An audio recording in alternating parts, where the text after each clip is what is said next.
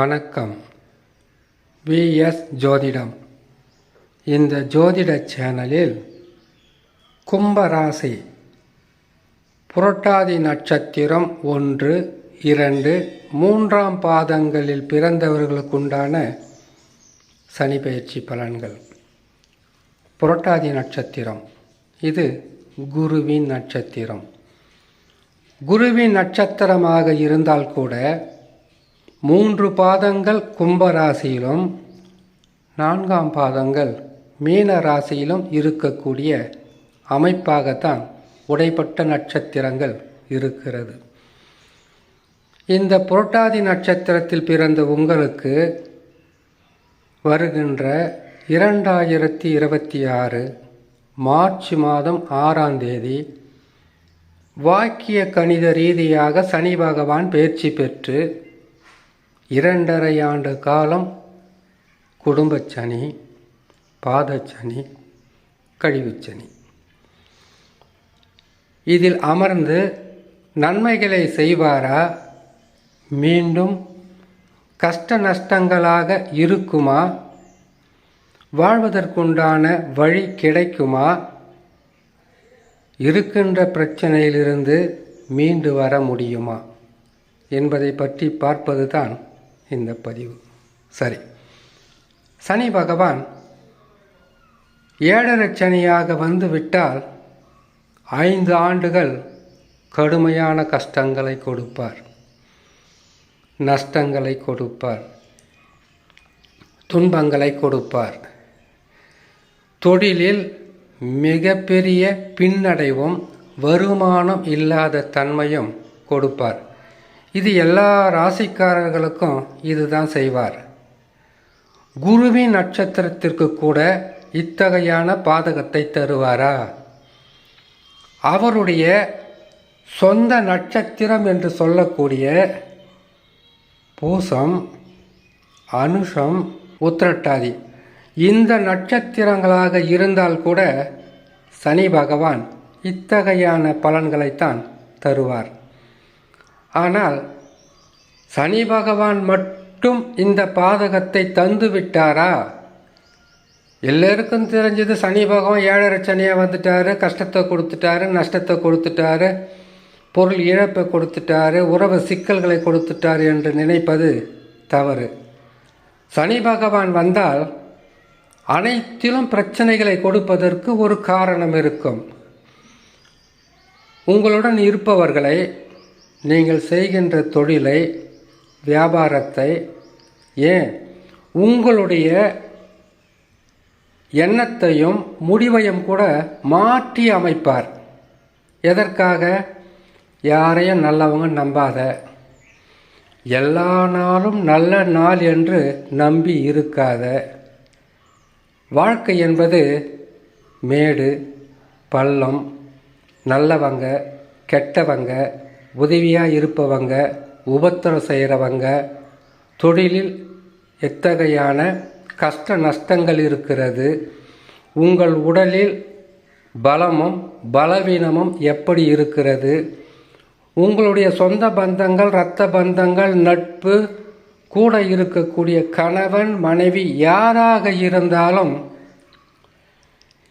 இவர்கள் அனைவரும் உங்களுக்கு துணையாக இருக்கிறார்களா, துணையாக இருப்பது போல் நடிக்கிறார்களா என்பதை உணர்த்துவார். இதை விட அனுபவ பாடம் ஒன்று இந்த உலகத்தில் எங்குமே கிடைக்காது. அப்படி இருக்கும்போது இவ்வளவு நன்மைகளை செய்யக்கூடிய சனி பகவானை பற்றி நாம் தவறாக எண்ண வேணாம். இவ்வளோ கெடுத்து கஷ்டத்தை கொடுத்த கடவுளாக நாம் பெருசாக அவரை பற்றி நல்ல விதமாக நினைக்கணும்னு நினைக்கிறீங்களான்னு கேட்காதீங்க. நீங்கள் கெட்டவங்களை எப்படி கண்டுபிடிக்க முடியும்னு கேட்டிங்கன்னாக்கா, உங்களுக்கு கெட்ட நேரம் வரும்போது தான் அவங்க கெட்டவங்கன்றதை உங்களால் கண்டறிய முடியும். அதை உணர்த்தினார். ஆனால் இவருடன் இணைந்து குரு பாதகமாக இருக்கும்போது தான் அதிகப்படியான நஷ்டமாக இருந்திருக்கும். இந்த 4 ராஜகிரகங்கள் சனி, குரு, ராகு, கேதுக்கள் 4 கிரகங்களும் பாதகமாக இருந்த நிலையில்தான் உங்களால் மறக்க முடியாத அளவுக்கு துன்பங்களை கொடுத்திருக்கும். வாழ்க்கையை வெறுக்கின்ற அளவிற்கு கஷ்டங்களை கொடுத்திருக்கும். இதிலிருந்து மாற்றங்கள் என்பது இப்பொழுது சனி பகவானால் உங்களுக்கு பெருசாக பாதகம் வருவதற்குண்டான வாய்ப்புகள் இல்லை. ஆனால் பெரிய நன்மையை செய்ய முடியாது. காரணம், அவர் குடும்ப சனியாக இருக்கிறார், பாதச்சனியாக இருக்கிறார், கழிவு சனியாக இருக்கிறார். 100% கெடு பலன்களை தந்து வந்த சனி பகவான் 50% குறைத்து பலன்களை தரக்கூடிய ஸ்தானத்திற்கு வந்துவிட்டார். இப்போ உங்களுக்கு இருக்கிற பிரச்சனையை குருவும் ராகு கேதுவும் 2026 10ஆம் மாதம் உங்களுடைய வாழ்க்கையில் அனைத்து வகையான நன்மைகளும் சந்தோஷமும் மன நிறைவும் கொடுக்கக்கூடிய காலகட்டம், பெறக்கூடிய நேரம்.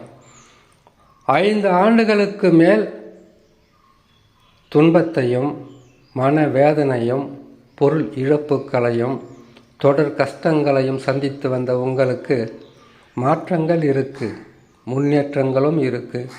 ஆனால் புலிப்பாய்ச்சலாக மிக வேகமாக இருக்க வேண்டுமென்றால் சனி உங்களுடைய குடும்பஸ்தானத்திலிருந்து முற்றிலும் விலகணும். இப்போது சனி பகவான் உங்களுக்கு பெரிய பாதகத்தை தரமாட்டார், அது உண்மைதான். குரு ராகு கேதுக்கள் மாற்றம் பெற்றவுடன் இப்பொழுது இருக்கக்கூடிய இந்த பாதகமும் இருக்காது, நன்மைகள் நடக்க ஆரம்பித்துவிடும். அதிலிருந்து மெல்ல மெல்ல உங்களுடைய வாழ்க்கையை உயர்த்தி கொண்டே போகலாம். அதிலும் உங்களுக்கு அதிகப்படியான துன்பங்களாக கஷ்டங்களாக இருக்கிறது என்றால் கட்டாயமாக ஜாதகத்தில் தசா பாதகமாகத்தான் இருக்கும். அதை ஒரு முறை பார்த்துக்குங்க. தொடர் தோல்வியும் கஷ்டங்களும் அதிகமாக இருந்தால் நீங்கள் செய்ய வேண்டிய பரிகாரம் குரு தட்சிணாமூர்த்தியை வணங்கி வாங்க வியாழக்கிழமை தோறும். நவகிரகத்தில் இருக்கக்கூடிய 9 நவகிரகத்தையும் வலம் வந்து வணங்கி வாங்க சனிக்கிழமை தோறும். அப்படி வணங்கி வந்தால் கஷ்டங்கள் என்பது குறையும், எதிர்பாராத லாபங்கள் கிடைக்கும், மன நிம்மதியும் சந்தோஷமும் பெறலாம் என்று சொல்லி இன்னொரு நல்ல பதிவில் உங்களை நான் சந்திக்கிறேன். நன்றி, வணக்கம்.